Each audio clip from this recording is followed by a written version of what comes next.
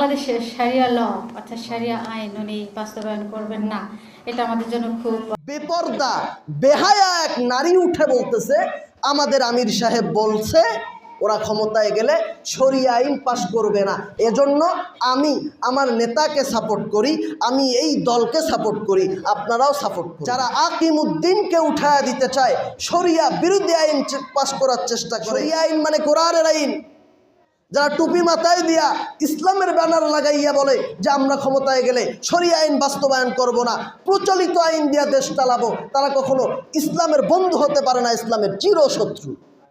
শরিয়া আইন মানে কোরআনের আইন। এই কথাগুলো আমাদের এখান থেকে বলা চাই, আপনাদের শোনা চাই। আপনারা না শুনলে, না জানলে আপনারাও গুনাহগার হবেন, আমিও গুনাহগার হব। দল্লা ফাদল্লা, নিজেও গোমরা, আপনাদেরকেও গোমরা করব। আমার দায়িত্ব হিসাবে আমি এই কথাগুলো আপনাকে বলতেছি। মোহতারাম হাজিরিন, কথা বলতেছিলাম টুপি লাগায়া নির্বাচনের আগে অনেকের মাথায় দেখবেন যে নির্বাচনের চাঁদ উঠে টুপি মাথায় দেয়।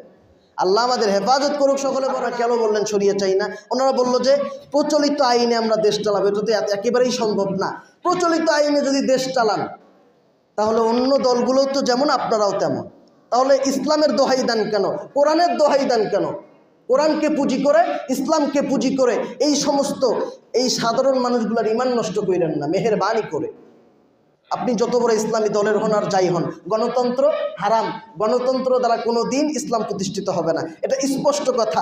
তারপরেও যদি করতে চান, তবে ইসলামী শরিয়া বাস্তবায়ন করার জন্য যদি করতে চান তাহলে করেন। আর যদি বলেন ইসলামী শরিয়া করবেন না, তাহলে কোরআন হাদিস আল্লাহ রাসূল এইগুলা দোহাই বাদ দিয়া অন্য কিছু করে যদি আপনি যা করতে চান করেন। আল্লাহ আমাদেরকে বুঝার তৌফিক দান করুক, সকলে পড়েন আমিন।